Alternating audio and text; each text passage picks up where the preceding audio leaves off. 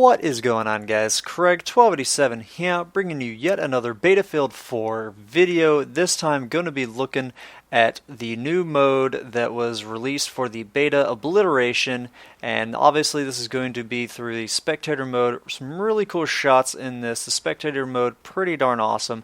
But let's get straight into the tips and tricks for Obliteration. These are just some things that I've noticed from playing a few rounds. Really haven't even gotten to do that much with Obliteration mode because of work, but this is what I've come up with so far. Now, in Obliteration, there is a fairly significant amount of downtime after a bomb detonates, and during this time there's really no purpose to spawn because the spawn times are really not that long. I mean, yeah, you can go ahead and get some kills in there. If you're a sniper, get set up to start locking on to vehicles that are flying around, things like that. If a vehicle, is available now, obviously you want to go ahead and snag that vehicle if that's one of the ones that you're wanting to get. But really, if you can, just kind of hold out and wait for the bomb to actually get its random spawn, and then spawn on the main deployment, which allows you to parachute in close to the spawn, or close to the bomb's spawn, and that way you can just drop right on the thing and get right straight into the action. It's a really effective way. That way you don't spawn in and you're nowhere near where this bomb is when it actually does spawn. So be patient, wait, and I mean, like I said, there's really no reason to spawn in yet. Nothing really happens until the bomb is in play. Alright, now let's get to the next point. In Obliteration, we now have access to the anti-air. Use it. It is amazing. I can't wait to do a video on the AA.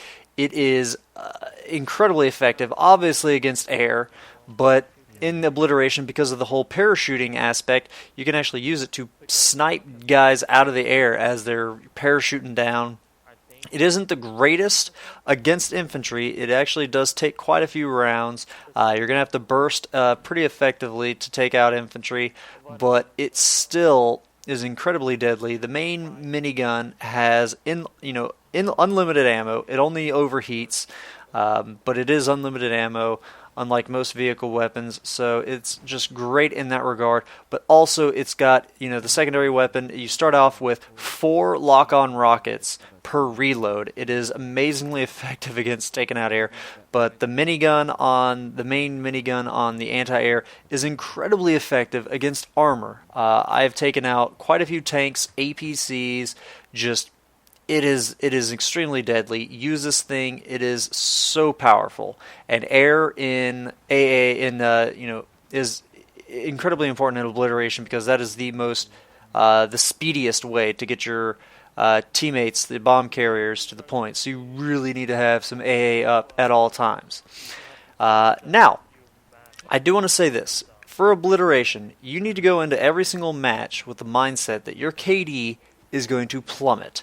Your skill, rating is probably going to plummet. Your score per minute might do well, but in this game mode, it's just so chaotic. If you're someone that plays the objective, if you're a sniper way off in the distance, or you're a chopper pilot, this doesn't really apply to you. But if you're one of the assault guys, or the engineer guys, or even support, you don't really need too many support. You don't last long enough to need more ammo. I guess the C4 can be handy, but you are just going to be in a zone around that bomb carrier, whether it's friend or enemy. There's just so many explosions, so many tank rounds going off, RPG spam, just explosive spam is crazy.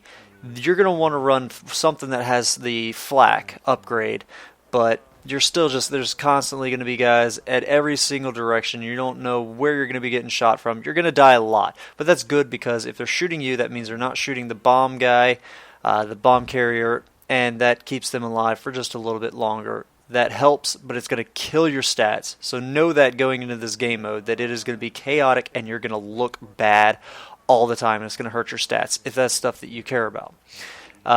Also, for the bomb carriers, you're going to be 3D spotted for the entire enemy team always. Every sniper, tank, helicopter gunner is going to know exactly where you're at, so they know exactly where to send all of their long-distance explosive rounds. So you're just go into the game mode knowing that. In Obliteration, this is specific to the map that we're on. I don't know if this is going to apply to other maps, but specific for the Siege of Shanghai map, the way that those bridges work, you've got those little barriers that you can trigger at the little terminal, and it raises those little columns out of the ground. If the bomb is on your opponent's side, just go ahead and trigger those little pillars. That way, if the bomb does happen to get into your opponent's hands, you can toggle that. Well, it will already be toggled, and by the time they get in a ground vehicle, hopefully if they take a ground vehicle, no air, and they just try to gun it to the to your team, to your side as fast as possible, that'll slow them down just a bit. And if they have to go through both of them and have someone stop, get out, run, trigger it, driver's got to get back, all that slows them down just enough to where your team can get to the other side and start to set up a good defense to stop them. All right, so that might apply to other maps, but for Siege of Shanghai, if the bomb ever gets on the enemy team, just go ahead, go to those bridges, and trigger those 2 columns to come up out of the bridge. Moving on to the next tip, the engineer and assault classes pretty much should be the primary classes you play. You're going to want at least one recon guy to use the PLD. That is going to be incredibly important. Again, taking down the air is of utmost importance, not because they're going to be killing you, but because they're going to be transporting that bomb carrier. You need to keep that air on locked down. So definitely have one recon that has a PLD, preferably someone in your squad so that you can use the squad chat if they're not in TeamSpeak or Ventrilo with you. Because of course, teamwork and communication is key in Battlefield, especially in this Obliteration.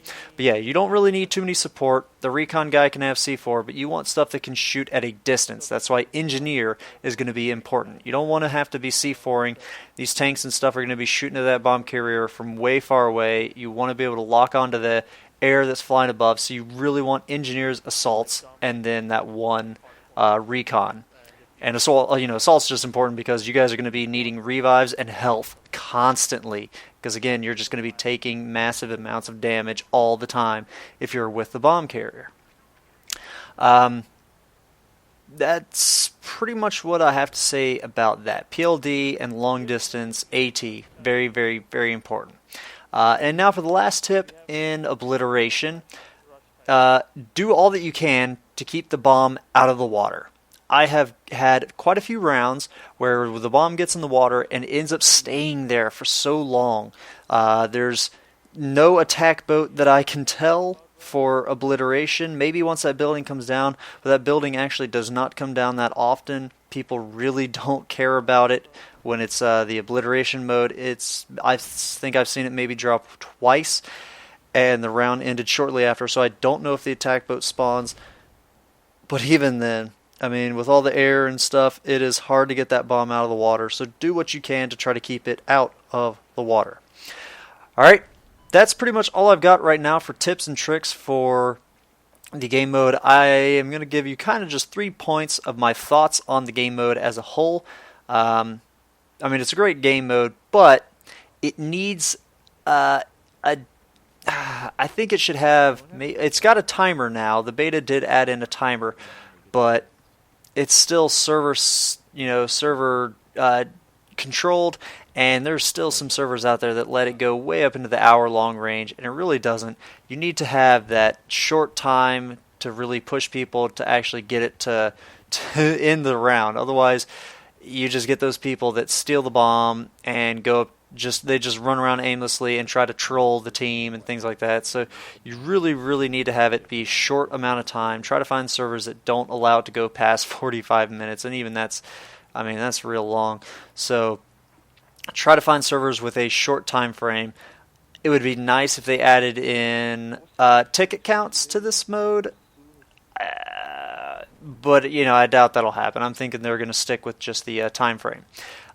The battle packs that drop are, the bomb carriers and the people near them should get points as the bomb carrier has the bomb. it really is a bummer to be spending all that time there dying and dying and dying, and you not really get points for defending the bomb carrier. Kind of a bummer. I hope that they add that in. Points for the bomb carrier as he holds it, and for the people near them as they get kills and things like that. Also, there needs to be a delay for the bomb carrier, for the enemy team to see it as live, exactly right then and there where they are located. Really sucks. It makes it too easy for vehicles and snipers to pick off the bomb carriers and whatnot. Just like a 10-second delay, I think, would be perfect. But yeah, those are my thoughts on the game mode. It's fun. Check it out, guys. I hope these tips have helped you, and I hope you enjoyed the spectator game mode. Have a good one. Ta-ta.